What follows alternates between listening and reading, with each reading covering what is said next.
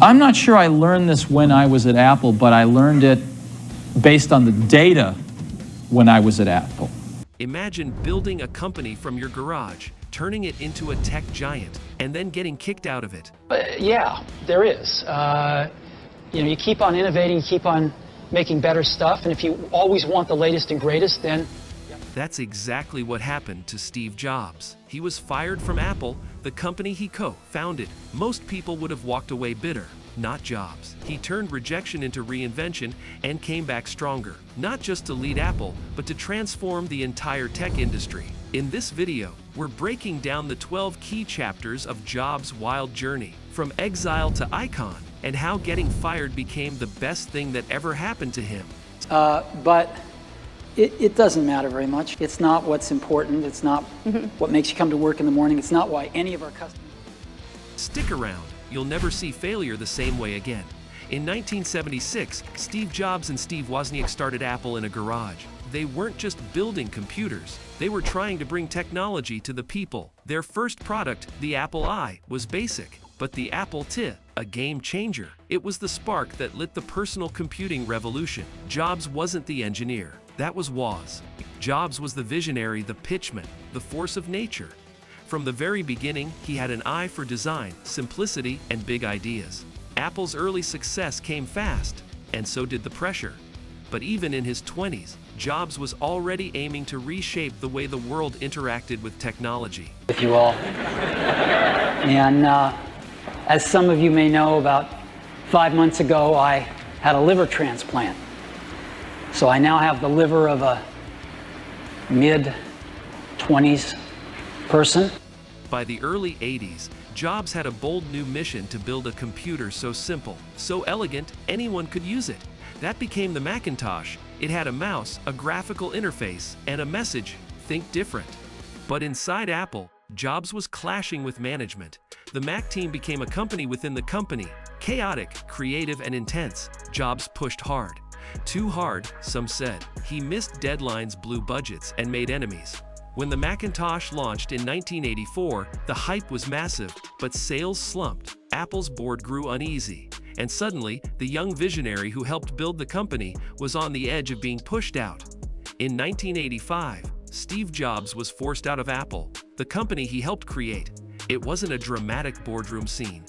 It was cold, quiet, and painful. Jobs was only 30. One day, he was a tech star. The next, he had no role, no power, no company. Most people would have disappeared or drowned in bitterness. Jobs did the opposite. Years later, he said getting fired from Apple was the best thing that ever happened to him. It freed him to be a beginner again, curious, creative, and unburdened by the weight of expectations. But at the time, it felt like humiliation, and it lit a fire that would change everything. After Apple, Jobs didn't sit still. He launched a new company called NXT. It focused on high-end computers for education and business. The machines were beautiful but expensive. Sales were underwhelming. But NXT wasn't a failure, not really.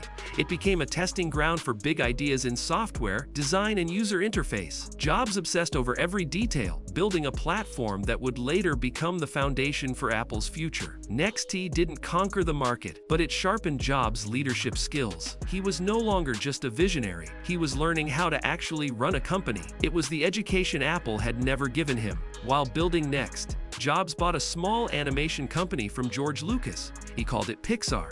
At first, it was a money pit, but Jobs believed in the potential of storytelling through computer animation.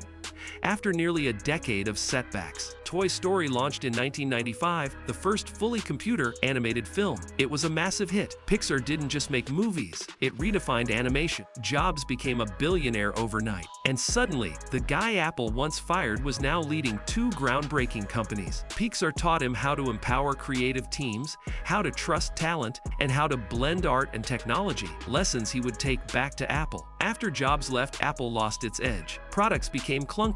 The brand lost its cool. Innovation stalled. By the mid-90s, Apple was bleeding cash, confused about its direction, and at risk of becoming irrelevant. Microsoft was dominating. Apple was sinking. The same board that once forced Jobs out was now desperate for help, and in a twist no one expected, the solution came from NXT. Apple acquired NXT in 1997, not just for the technology, but to bring Steve Jobs back. He returned as an advisor, then interim CEO, then full CEO. The comeback had begun, and this time Jobs wasn't playing catch-up. He was ready to change the game. When Jobs returned, Apple was a mess. Bloated product lines, confused branding, poor morale. He moved fast. One of his first moves: kill most of the product line. Focus on just a few things, and do them well. He brought clarity, discipline, and design back to the company. The result? The iMac. It was colorful, sleek, and easy to use. A total contrast to the gray boxes dominating the market. The iMac was Apple's comeback signal. It didn't just sell, it shouted that Apple was back. Jobs proved that simplicity wasn't weakness, it was power. And for Apple, that shift was the beginning of something massive. In 2001, Jobs unveiled the iPod. It wasn't the first MP3 player, but it was the best. Sleek design, a scroll wheel, and the ability to hold 1,000 songs in your pocket. More importantly, Jobs launched iTunes alongside it, creating a full ecosystem. He wasn't just selling hardware, he was reinventing how people consumed music. Apple didn't just enter a new industry, it disrupted one. The iPod made Apple cool again. It turned casual users into loyal fans, and it showed that Jobs understood something most tech leaders missed. Experience mattered more than specs. Apple wasn't just building products, it was creating culture. Then came the iPhone. In 2007, Jobs stepped on stage and introduced a phone, a music player, and an internet communicator all in one device. The iPhone wasn't just a new gadget, it redefined communication, media, and technology itself. Jobs took a risk by killing off buttons and betting on a touchscreen, but he was right. The iPhone exploded, and with it came the App Store, unlocking a global developer ecosystem. Jobs didn't just launch a product, he launched a platform that would change how billions live, work, and connect. It was the moment Apple stopped being a computer company and became a lifestyle company. Jobs was never a traditional CEO. He didn't do focus groups. He didn't ask what customers wanted. He built what he believed they would want, even if they didn't know it yet. He was known for being intense, demanding, even harsh. But he had a clear vision, and he pushed people to meet it. He cared about details others ignored: the feel of a button, the sound of a startup chime. And because of that, Apple created products that felt magical. He once said, "Design is not just what it looks like. Design is how it works." That philosophy defined Apple's renaissance and left a permanent mark on the industry. We had some very strange ads back then. We had one where it was in a kitchen, and there was a woman that looked like the wife, and she was typing in recipes on the computer with the husband looking on approvingly in the back. Yeah, stuff like that. Steve Jobs died in 2011, but his impact never left. Apple became the most valuable company in the world, powered by the DNA he built. iPads, Apple Watches, AirPods, even the Apple Store model. All of it traced back to his vision.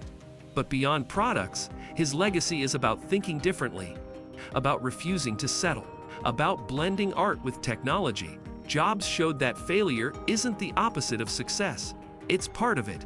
Getting fired didn't stop him, it made him better. And through his comeback, he didn't just change Apple. He changed how we live, communicate, and create. Steve Jobs' story isn't just about tech, it's about resilience. He was cast out from the company he loved and came back to make it legendary. He didn't let rejection define him, he used it as fuel. His journey proves that the biggest breakthroughs often come after the biggest breakdowns. From a barefoot college dropout to a global icon, Jobs never let comfort dull his ambition. He was restless, flawed, brilliant, and above all, relentless. He didn't just change the world with products. He changed it by showing us what's possible when you believe in your vision, no matter who tries to take it away. Steve Jobs' life is proof that your worst setback might be the start of your greatest chapter. He turned being fired into fuel, turned failure into fire, and reshaped the world in the process. If his story inspired you, hit that like button. Share it with someone who needs to hear it, and let us know your thoughts in the comments. Don't forget to subscribe for more powerful stories like this. Thanks for watching, and remember, the people crazy enough to think they can change the world are the ones who do.